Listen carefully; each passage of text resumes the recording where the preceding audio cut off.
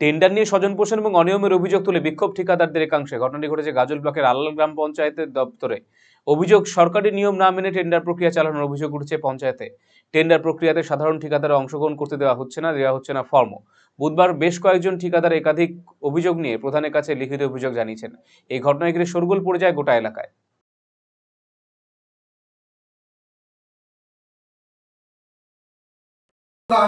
আলাল গ্রাম পঞ্চায়েত উমা মণ্ডল উনি একটা notice ঝুলিয়েছিলেন tender করার জন্য। আজকে তার টেন্ডার ফর্ম দেওয়ার ডেট ছিল। আমরা এসছি ঠিকাদার হিসাবে, অ্যাপ্লিকেশন করছি, উনি অ্যাপ্লিকেশন অ্যাকসেপ্ট করতে অস্বীকার করছে এবং কেন করছে জানি না। প্রধানের চেয়ারে বসে উনি ঠিকঠাক মতো সদুত্তর দিচ্ছেন না। এ বিষয়ে আমি প্রশাসনিকভাবে বিডিও সাহেবের দৃষ্টি আকর্ষণ করছি, যেন এই প্রধান এগনেস্টে সুব্যবস্থা নেওয়া হোক। অন্যদিকে গ্রাম পঞ্চায়েতের বিরোধী দল নেতা তৃণমূল সদস্য ফারুক হোসেন জানিয়েছেন, ঠিকাদাররা এদিন বিক্ষোভ দেখিয়েছেন তা ন্যায্য।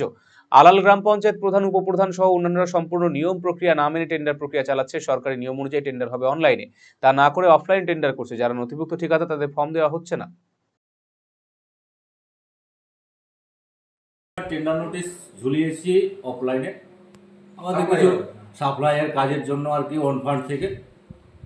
আমরা ফর্ম দিব না সেটাও বলিনি। আজকে আমাদের এক্সিকিউটিভ সাহেব আসেনি এবং আমাদের একটু বোঝাপড়ার ব্যাপার আছে বলেই আমরা বললাম কালকে দিব। এর থেকে আর বেশি কিছু বলার নাই। আমরা কোনো এজেন্সিকে আমরা ফর্ম দিই, আমাদের দেব না এরকম কিছু বলিনি আমরা। এখন ওনারা যদি সাংবাদিক ডেকে আর কিছু করে তাহলে কিছু করার নাই। এই হচ্ছে পরিস্থিতি, এর থেকে বেশি কিছু আমাদের বলার নেই।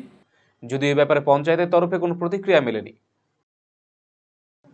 রায়গঞ্জবাসীদের জন্য সুখবর, যারা দীর্ঘদিন ধরে পেটের সমস্যায় ভুগছেন তাদের জন্য রায়গঞ্জ দিশারিতে আসছেন ব্যাঙ্গালোরের প্রখ্যাত গ্যাস্ট্রোএন্টারোলজিস্ট ডাক্তার ইরশাদ আলী, HMD, DNB।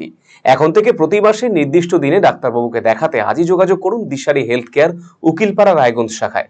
যোগাযোগ করুন 7477785509 এই নম্বরে এবং 7477785512 এই নম্বরে।